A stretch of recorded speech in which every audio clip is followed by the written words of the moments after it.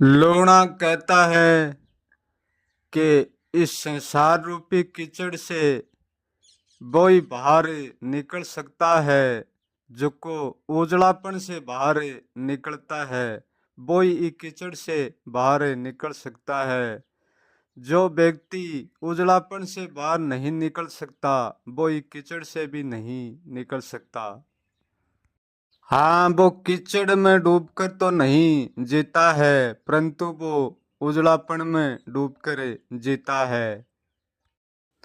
जिसको कीचड़ से और उजलापन से बाहर होना है, उसको सुंदरता से बाहर होना है, उसको एक नए सागर का निर्माण करना होगा। वो खुद के लिए खुद ही नए सागर का निर्माण करेगा, तब भी वो ई कीचड़ से और ई उजलापन से बाहर हो सकता है, ऊपर उठ सकता है।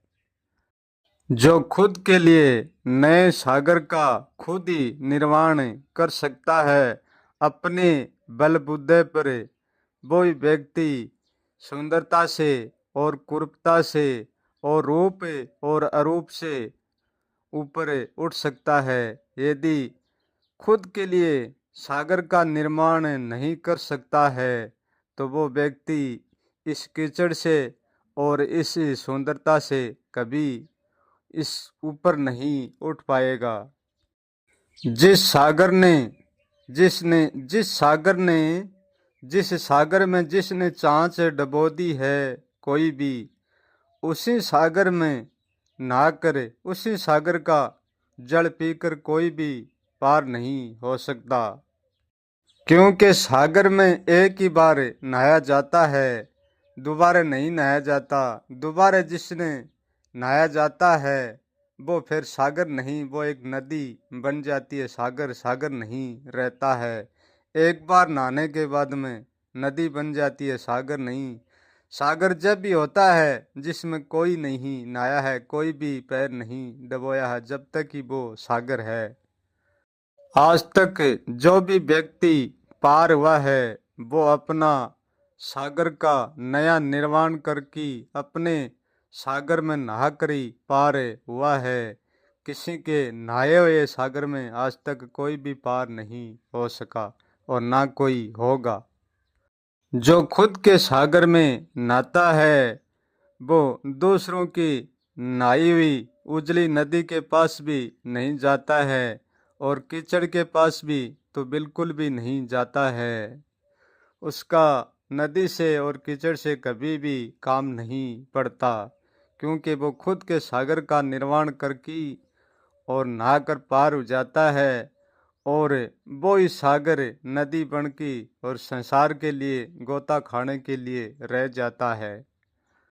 जो व्यक्ति कीचड़ से निकलकर और नदी में नहाएगा वो अपना नदी की सहायता से कीचड़ तो धो देगा, परंतु अपना उजलापन नहीं धो पाएगा, अपनी सुंदरता नहीं धो पाएगा। पार वही होता है जो कीचड़ को भी धो देता है और अपने उजड़ापन को भी धो देता है और अपने रूप को भी धो देता है और अपने स्वरूप को भी धो देता है, दर्शा को भी धो देता है, अदर्शे को भी धो देता है। वो ही पार होता है। ऐसा ही है, यहाँ का वेद ग्रंथ एक नदी तक ही संभाल कर रख सकते हैं, सागर तक नहीं। यदि कोई नदी सागर में मिलना चाहिए तो नदी को आपका अस्तित्व खोना पड़ेगा और सागर के साथ एक होना पड़ेगा, फिर वह नदी नदी नहीं रहती, सागर हो जाता है।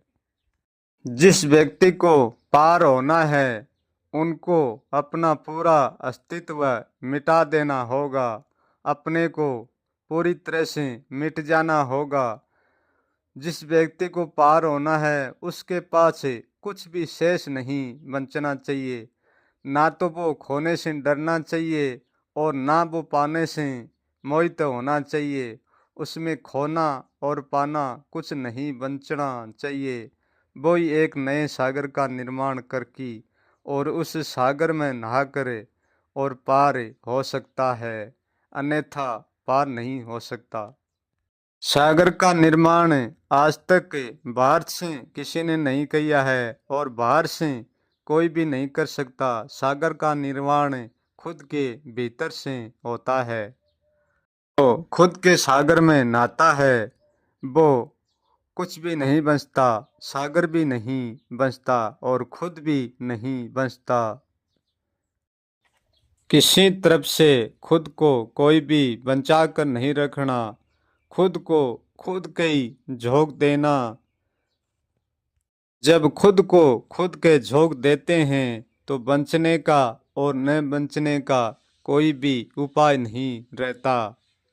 जब कोई भी उपाय नहीं रहता तो फिर क्या बचता है? जो बचता है वो बचता है, उसको जानने की कोई भी उपाय मत करना।